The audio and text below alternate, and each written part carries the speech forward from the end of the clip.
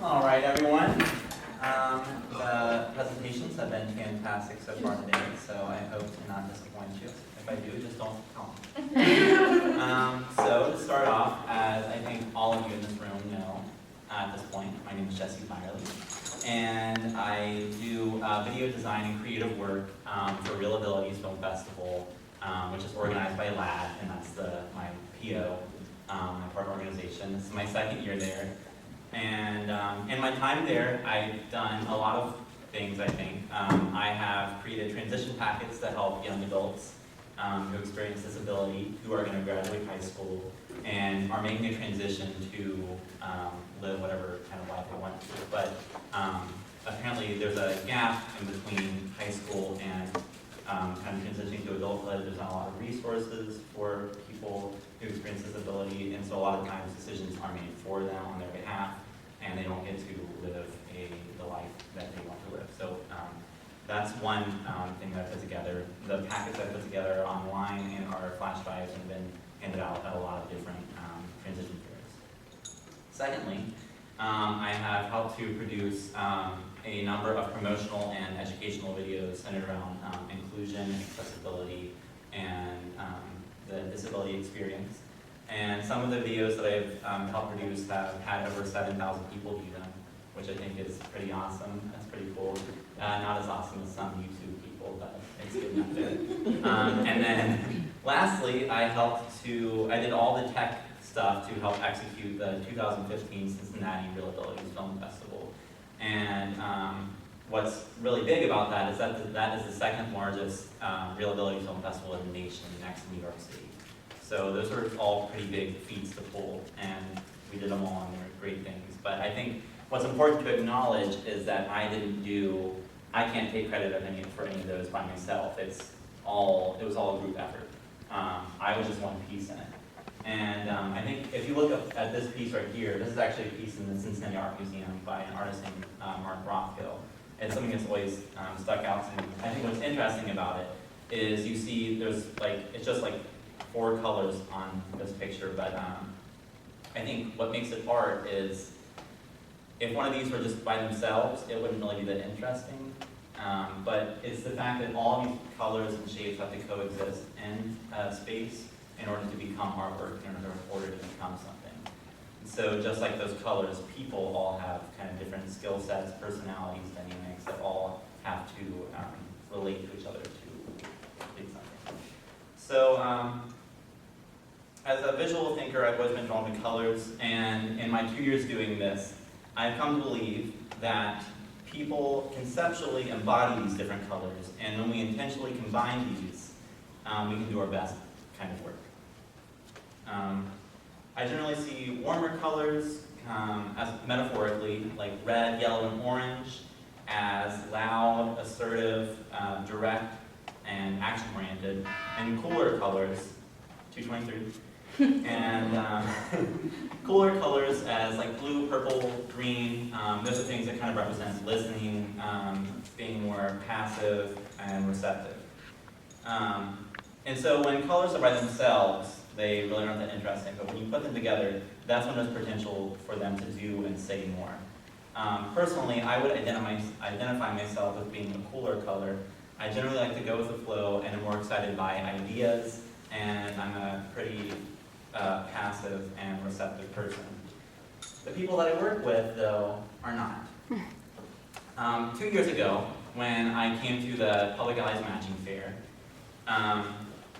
among an ocean of gray tables with flyers, trifold posters, free pens, and free candy, I spotted my future supervisor, Susan, surrounded by piles of orange shirts and yellow booklets. Upon talking with Susan, I instantly noticed that she was someone who was very assertive, direct, straight to the point, but also had big ideas. And those are all things that I would associate with a warmer color. So you kind of see where I'm going with these color comparison things. Does that make sense? Mm-hmm. Okay, thank you. So I would identify her as red. And I think normally those are traits that I wouldn't normally be drawn to. Those are things that are challenging and sometimes uncomfortable to me.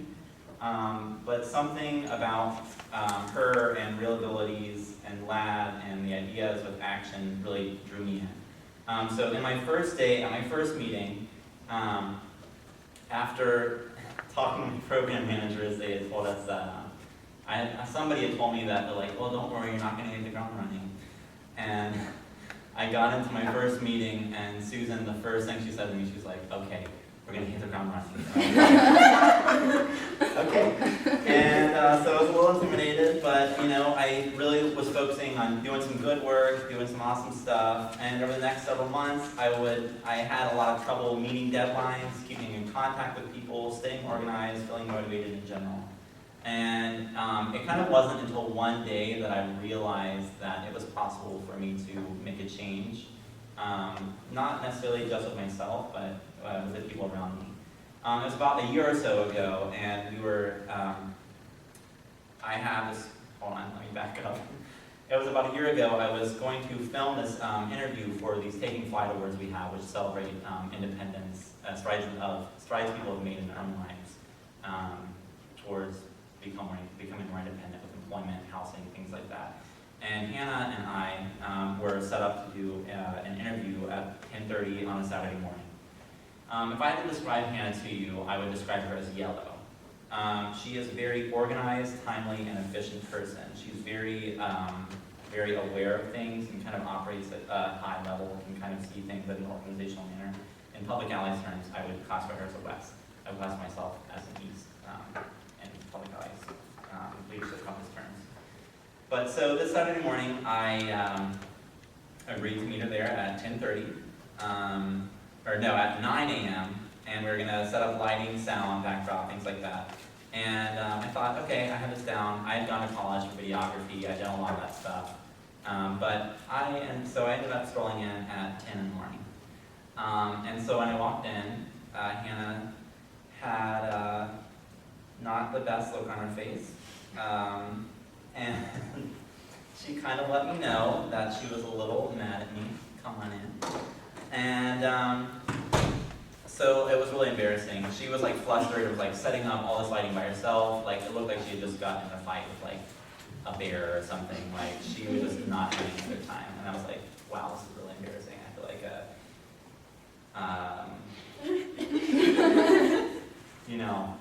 just whatever word you want to put in there. I didn't feel good. And I decided that I wanted to do something different. I didn't want to be like that anymore. So I kind of started shifting my thinking and looking at how these colors that other people in my organization, the colors they hold, how I could kind of tap into those to complement the work I'm doing, and how I could complement with the colors, the skills that I hold to help stop mistakes like that from happening. So I started consulting with Hannah, who's really good with organizational systems, and I'm a big idea person, and so a lot of times staying organized and staying on top of things and remembering things is not my forte, and I'm really bad at that. So I started asking her, she helped me develop organizational systems that work for me and helping to prioritize my work. So I've been able to get things done a lot more efficiently and have a lot less stress now. I started consulting with Susan more about communicating with people and being assertive and saying no to things and kind of being in charge of what I'm doing. And then even in TSP, a big example, Danielle, my co-fellow, I think definitely that's been a huge learning experience for me. I think people, if I had to kind of classify us, we were kind of very like red versus blue. Like it was someone who was very passive and then someone who was very outspoken. And I think over time we've kind of internally tried to shift those things and become a little more balanced on each side, a little more purple. So I think collectively with the people that I've worked with, I think we've all kind of started being more intentional with the colors and angles that we bring to each project. And what we ask of each person to do, depending on what the project is and what the project demands. I think just as the painting behind me is its own unique combination of colors, shapes, and sizes. So with each new project that we take on.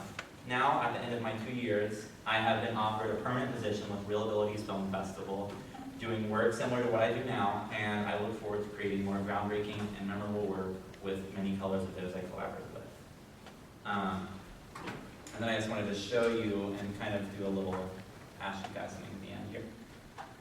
These are all images, these are all paintings by this artist, Mark Rothko.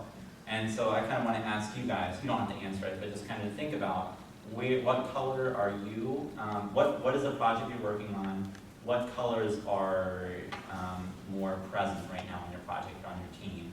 Is there too much directness, too much aggressiveness, too much outspokenness, or are people not speaking up enough, things like that, and how can you balance it? So at the end, when time's up, that's the question that you got to ask yourself. What are your complementary colors? Thank you.